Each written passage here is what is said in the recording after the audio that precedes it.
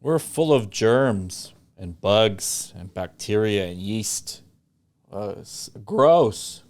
So gross, so dirty, right?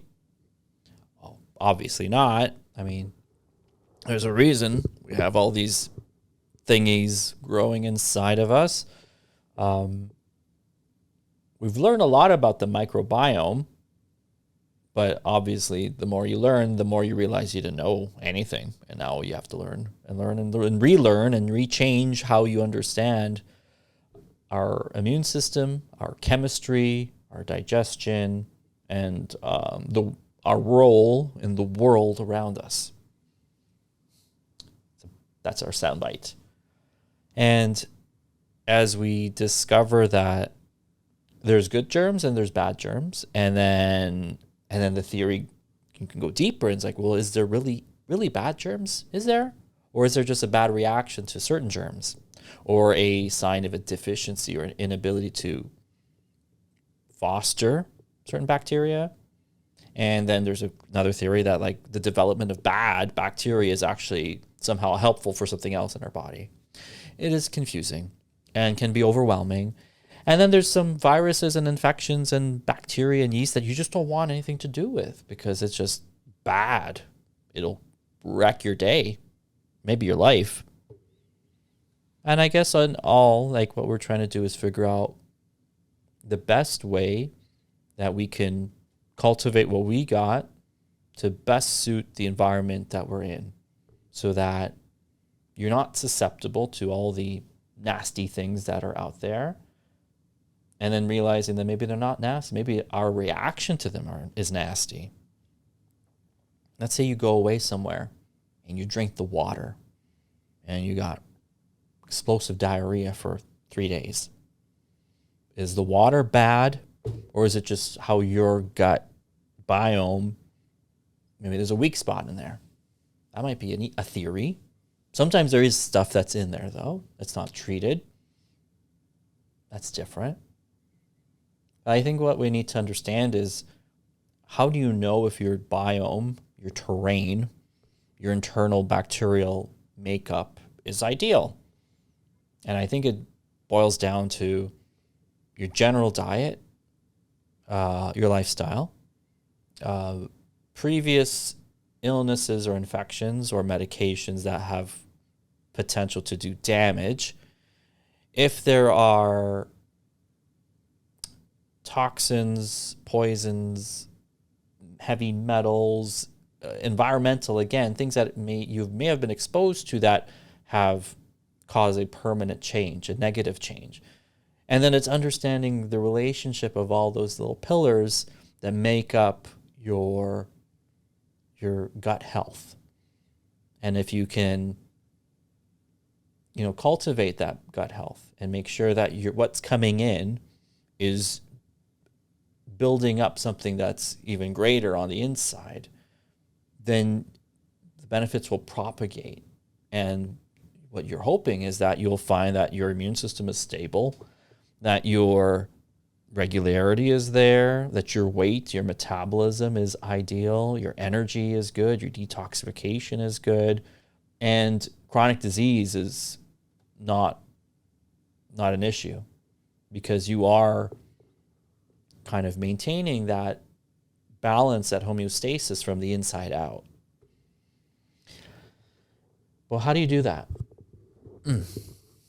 How do you do that when who knows the quality of our food or the environment, what we can and cannot control? And then there's stress. And then there's stuff that is like invisible that we can't see, but we're like, maybe I was exposed to this. Maybe it was in utero. Maybe it's something genetic. It's complicated. There are ways to test. When in doubt, test. I think that's another good soundbite. There's lots of tests that you can do to see your bacterial makeup in your digestive system. There are other tests that can look at environmental toxicity and exposure. There is another test that can look at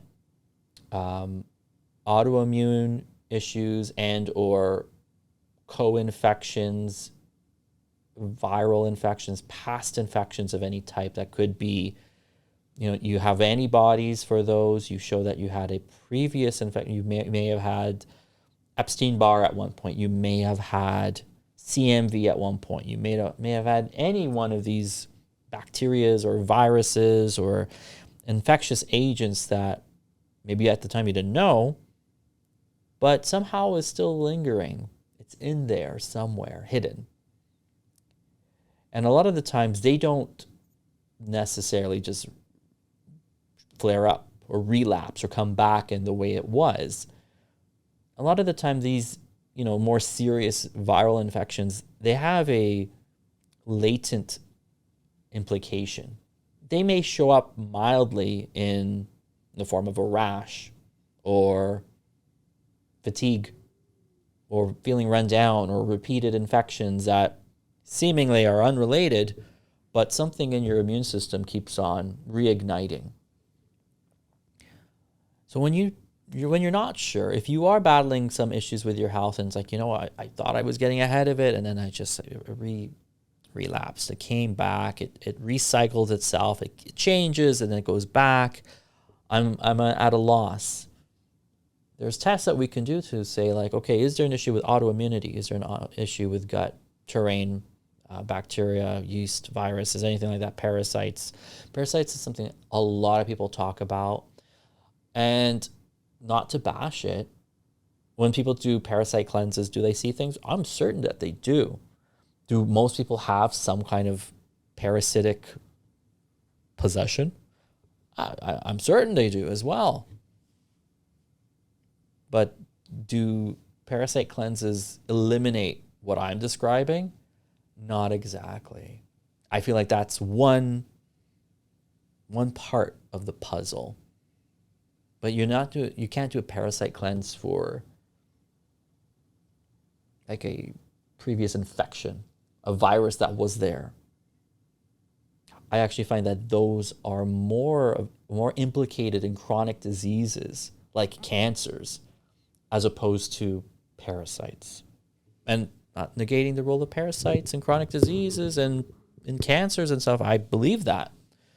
But I'm seeing a lot of people that have chronic immune issues, deficiencies, and there is some viral load that's there at a really, really low grade cellular level that just does not get eradicated. And I think I'm talking towards that realm and the role of the gut biome as a means to stabilize and self-correct. And is it even addressing the actual virus?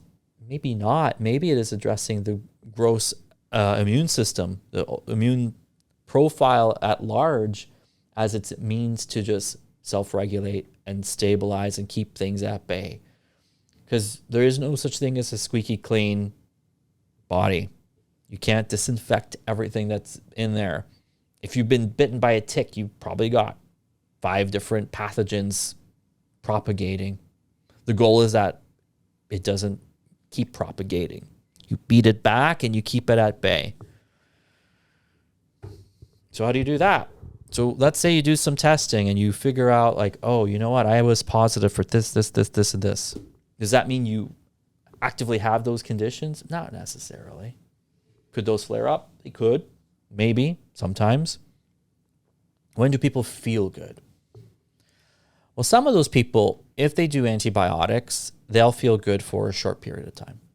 They'll be like, you know what? I did whatever prescription and I was better for like 3 to 6 months. And then I started feeling crummy again. So that's not to say that antibiotics don't help. But in the interim, the diet's got to be on point, stabilizing the gut immunity, gut repair. And I think proactive detoxification, infrared saunas, that's probably the best one. And then there's, supplement. I am a supplement guy. I would do some type of, there's dietary things too, sure, but there's some good detoxes out there. Not the purging ones, not the ones that are like you see stuff growing out, stuff crawling out of you. I prefer to avoid those when possible. So I think looking at chronic disease as a function of multiple previous infections that have not properly cleared.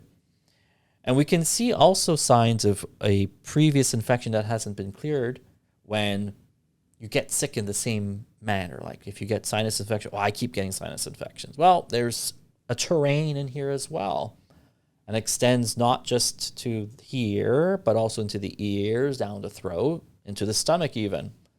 And a lot of people are asking about lymphatic drainage, lymphatic massage. I like doing things for your lymphatic system. I actually like Lymph-Diarol, and I like using herbs that help facilitate movement of fluid, and also then contrast hot and cold, whether it's a cold plunge, cold showers, saunas, and rinse off in cold. Those are good. And then there are, like, I always promote eating for the season, what time of year it is, and based on your constitutional eating as well. So if you are warm-blooded and you're always having hot, spicy foods, that's probably going to lead to some H. pylori activity. But if you run cold, you need spice. So you kind of need to know your constitution. You need to work with a practitioner that gets some of that. That was a lot of words all at the same time. I think people need to become a little bit more comfortable with testing. And the testing I'm talking about, it's not cheap, but it's not crazy expensive either. But the information that you get, it sure beats going to doctor to doctor, supplement test, supplement, and then going all over the place, and you're like, I'm not feeling better. I don't know what's going on. In the cases where people come to me and they've gone to many doctors, practitioners, naturopaths, and they're not getting answers, unless we do comprehensive testing and say, we're going to look at your sensitivities, we're going to look at your gut biome, we're going to look at your immune profile, we're going to look at vitamin deficiency, we're going to look at detox pathways. Unless we do a comprehensive review, you're going to be missing something. Now, if someone asks, well, I just did a whole gamut of blood work with my family doctor, he said everything was fine. I'm like, blood work tells you that you're not going to die today. It doesn't tell you your past. It doesn't tell you your future. What would? There's a lot of good urinary, salivary tests. There's some, stool analysis as well. The reason why those, I feel like, are more effective is because they're going past what just the acute blood is saying. We're looking at this waste byproduct, which is a little bit more indicative. Let's boil it down to, if someone's got something that works well, but in the back, they've got some really bad stuff happening.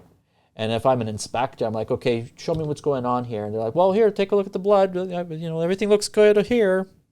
It's like, the inspector's like, well, yeah, this looks good, but what's it behind there? That's crummy stuff. You don't want to go back there. I'm like, well, that's what I want to see, because that's where all the good information is. If you're going to show me all the great stuff up front, of course, it looks good. Your blood, my cholesterol was fine, my blood sugar's fine, my hormones were fine, my liver and my kidneys are fine, my red blood cells, my white blood cells, they're fine. But that's not what I want to know. I want to know, what's the bacteria doing? What hormones are not getting processed properly? What infections are in there? Your blood's not going to tell you that. Your blood might tell you if you have an infection right now. It might say if you've been recovering from one the last couple of weeks, but it's not going to tell you what kind. It's not going to tell me how long it's been there. It's just going to say, well, it's gone, or it's getting better, or you don't have anything. Same thing with hormones. If a woman goes, she did some blood tests for hormones, I'm like, it's just going to tell you you're pregnant or you're in menopause. It's not going to tell you anything else. And they're like, what do you need? Like, really? That's all? That's all it's going to measure. That's what the ranges are telling you. So these advanced tests, these tests that you have to pay out of pocket, or if you have a spending account, they are very much worth the investment, because your blood is not going to tell you anything that you need to know, unfortunately. It's great to rule out emergencies, but when it's chronic disease, you got to dig deeper.